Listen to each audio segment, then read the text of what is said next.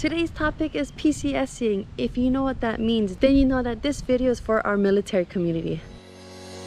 Hey everyone, Hazel here. So today I'm visiting my partner Kenny, who recently PCS'd to Hawaii last year. He will be sharing his experience of arriving here to the beautiful islands of Hawaii and why he and his wife chose to purchase in this crazy market instead of conveniently living in the military housing. So stick around for all the details.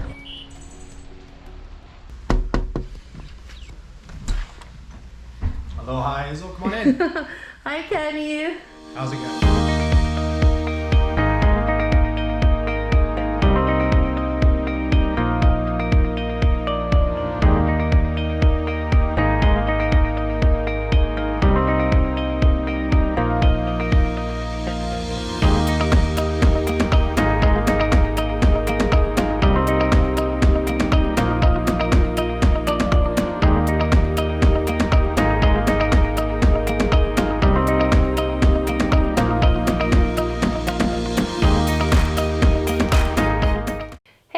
Hazel here. So today I'm with my partner Kenny. Kenny and I work together. Aloha, y'all.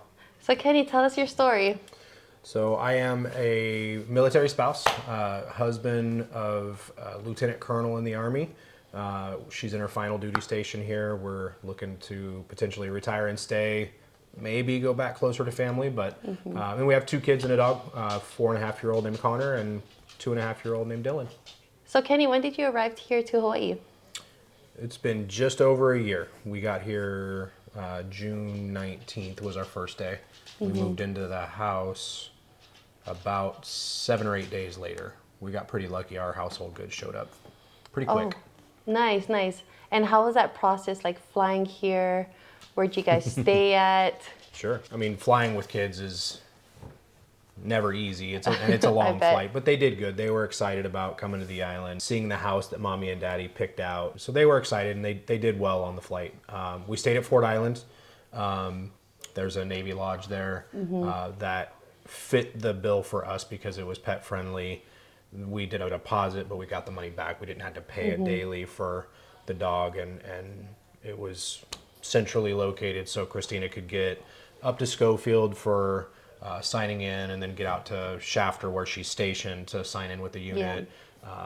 And then we bought a home in Eva Beach here. So instead of being in town or being way out here and having to drive back, we felt like that worked. And it was actually a really nice room, 2-bed, had a full kitchen. And so we just hit Costco, and we were there. We thought we were going to be there for a few weeks. We ended up only being there for, like I said, 4 or 5 days. Oh, that's awesome. If you're in a hotel more than like 1 week, your wife, 2 kids, and a dog, you have 1 dog? 1 dog. In 1 room? In 1 room. Yeah, I mean, it would get crazy after a few days. Yeah. We all end up in the same bed every night anyway, so it wouldn't have been too bad. But yeah, the longer you stay in a hotel, it seems like the smaller it gets. Okay. What is your dog's name? Foxy. Foxy, and then does Foxy sleep with you guys? She does. She has a dog bed in our room, but she ends up on the bed almost every night. That's so cute. And you said that you were looking for a place before you guys arrived here. Yes. What made you choose to purchase in this crazy market instead of just, conveniently living in the housings? We felt the craziness. I think looking back on it is kind of the peak of the market.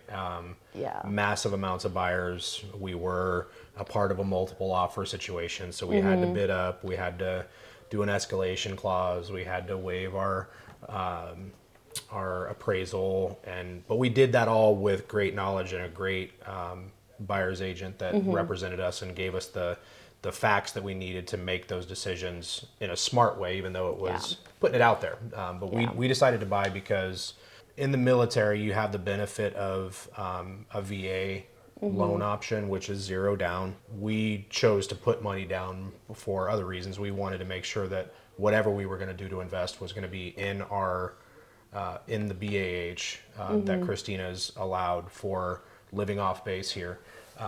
And we were able to do that from selling a home in LA and using those proceeds to buy this home, which is a home that we That's could definitely super grow the smart. family here if Yeah. we wanted to.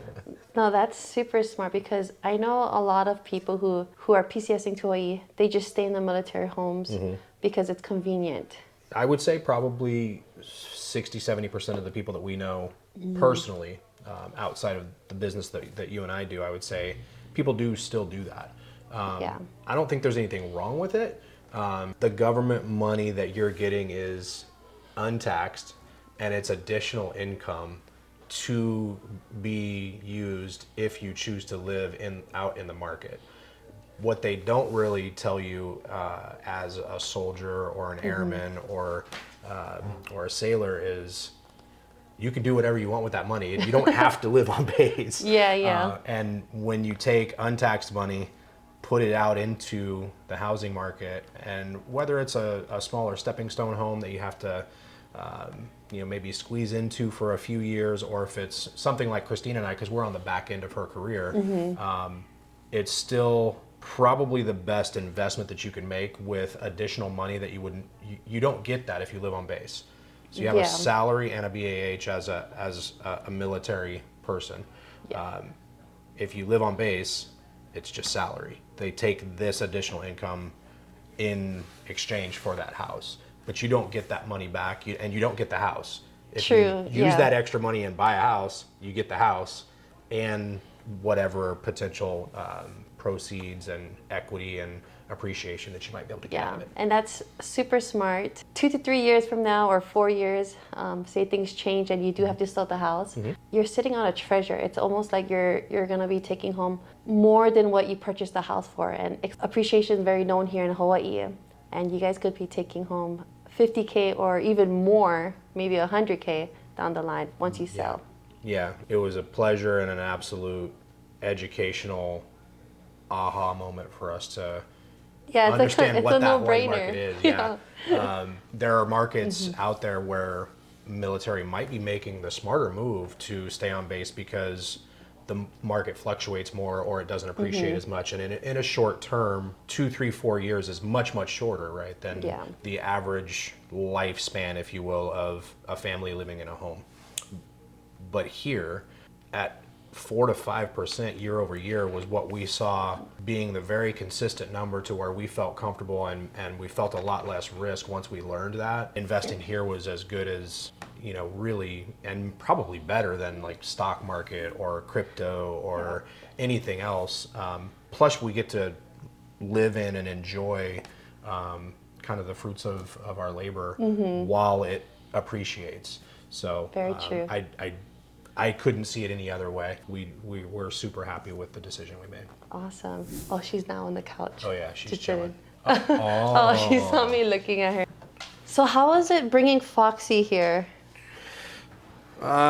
She's under the table.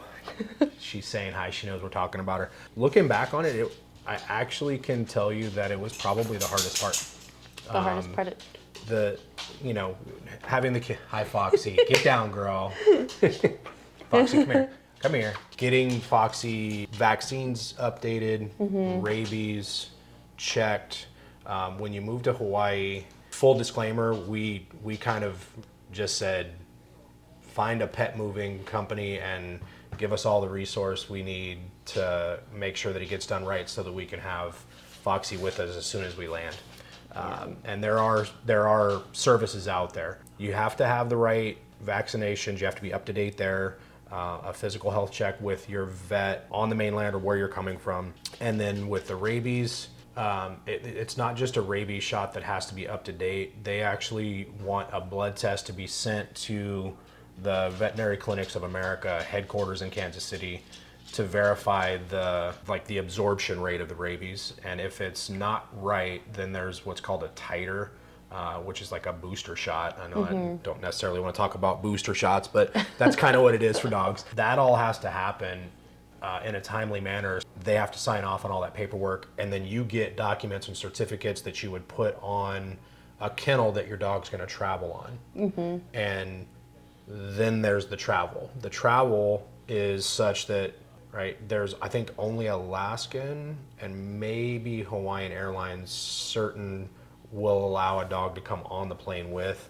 The better way to actually transport your pet over the water out here is to do it overnight in a cargo plane.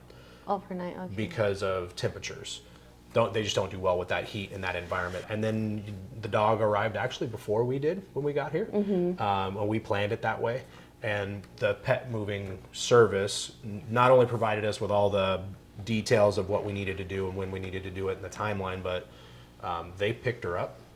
Oh, wow. And kind of puppy play care, if you will, for half a day or so until we got to Ford Island, and then they brought her to us at Ford Island. That money well spent, if you ask me. Just, you know, we're dog lovers. We love our dog, and so it's family. And we wanted to make sure she had the best possible trip, and so we felt like it was worth it. Could you do it? Yep. You so could. How much was it? It was about $1,000, but we kind of went all out. We made sure that the pickup service was there for us. We paid for the day with them so that she wouldn't have to stay at the airport. What we had to do was just sign it ourselves, verify the dog tags and her chip, and then get the vet to sign off properly. And it's almost like anything that you would do in a major purchase. You want the person that's providing a service sign here, here, and here, and make sure that it's done right. So that, to me, brought the highest value, is to make sure that the documents were right so that she wasn't going to get quarantined at a kennel somewhere here for, I think, last check is 120 days. If it's not right, if the dog lands and things don't line up, they can, I think it's up to 120. I don't think that's every case, but a couple of days would have been bad for us. We wanted the dog as soon as we could get her. Yeah. Our fur animals. Yep. So what about your car situation, Kenny? Did you end up shipping your car? We actually ended up selling both of our cars. What kind of car was it? I had a Lexus. Christina had a Subaru. Another disclaimer, I was in the car business before moving here, so I knew some people. So we bought them right. The timing for us when we were moving out here was when the car market was subject to all the supply chain issues, and inventory was super low at the dealerships, and people were way overbuying or overspending. So the trade-in value, if you will, or the used car sale value of our cars was such that it just made a ton of sense to sell, take the proceeds, and then use that to buy something here.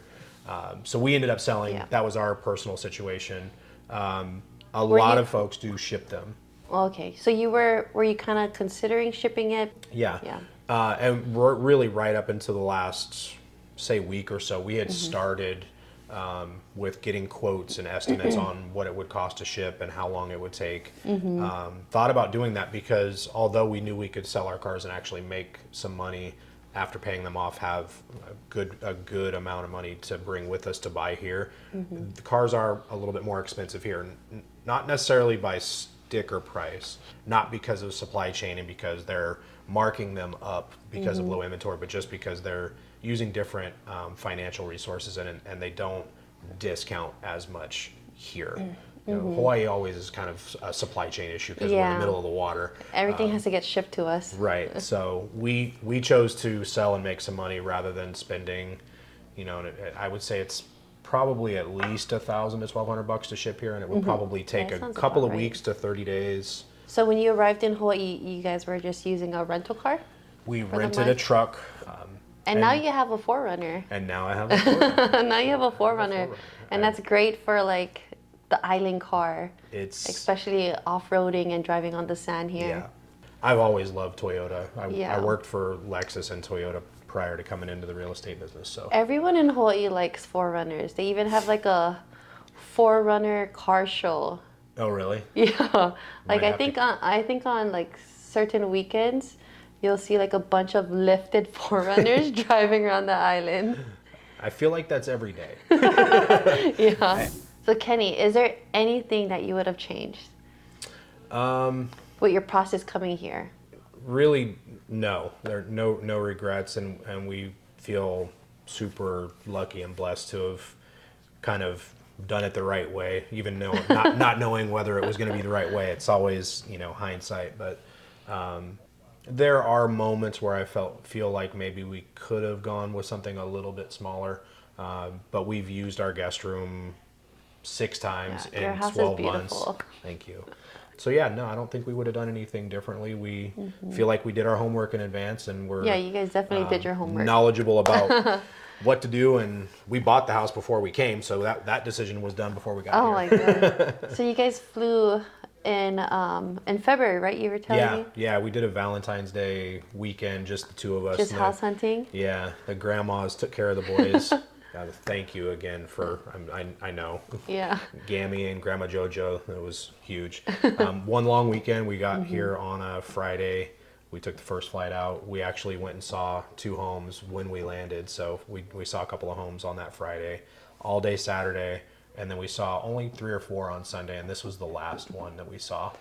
Oh wow! I think that our buyer's agent probably had that strategy. Like this is the showstopper. We got to do that then. Yeah, we see if there's save the best for last. If you have the means to do it, highly recommended. But we actually do now, because that's, especially with COVID, travel has always been so restricted. The diamonds that come out of that rough is virtual tours and being able to do things like this, that we could actually show a home in an amazing way for somebody and help them make that decision, even though they're not boots on the ground. Yeah. Well, that's awesome. And definitely with technology nowadays, I have a GoPro. I could just tour this whole place and the quality is just on point. Yeah. So Kenny, what's 2 things you wish you knew before you came to Hawaii? Probably the fireworks is the one thing that comes to mind, because my dog and my wife both hate fireworks, just that loud popping sound, and they're illegal, but it happens every single night almost. I feel like at least 2 or 3 nights a week we're having to Hawaii's calm really the dog crazy. down and give her a hug and give her some calming medicine or something. And the other thing, traffic is a real thing, and I guess it's not that I didn't know about it, but it's just not stressful. Coming from LA, or we've lived in Chicago, we've lived in New Orleans. There's lots of places that have bad traffic, but it's stressful, and people are honking horns, and they're bumper to bumper, and they're tailgating and all that. Here, it's much more common that you would get a wave in and kind of a shock wave, and everybody's got that aloha spirit, and it's just more of it's a peaceful ride. The time is still there. You're going to be in the car. If you're going west side to town, 30, 40, 45 minutes is pretty common. Yep. But it's not stressful. And I would just say that if we had known it was going to be more of a peaceful time to maybe catch up on some notes or listen to a podcast or something like that, that we would be able to not stress over that decision on where to buy or where to rent, where we'd want to live, because we knew the commute was going to be a little easier.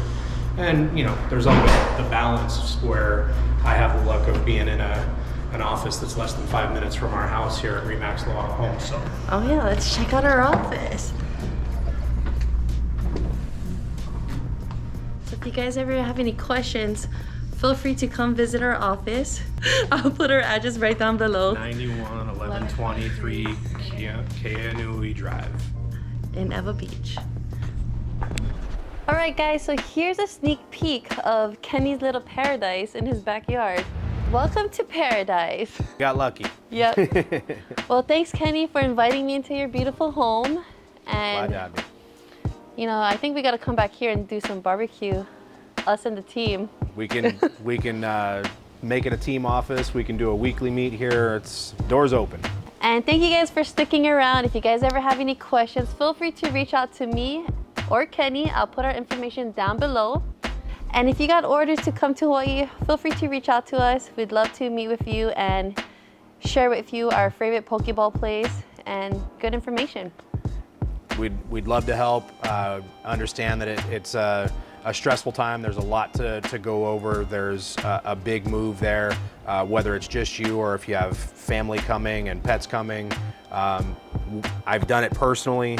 I would love to be the one that assists you in that and smooths it out as a team.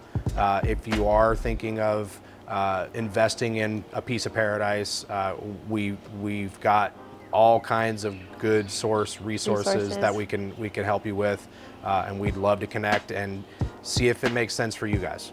Aloha, and we'll see you guys soon. Aloha, guys. Thank you so much.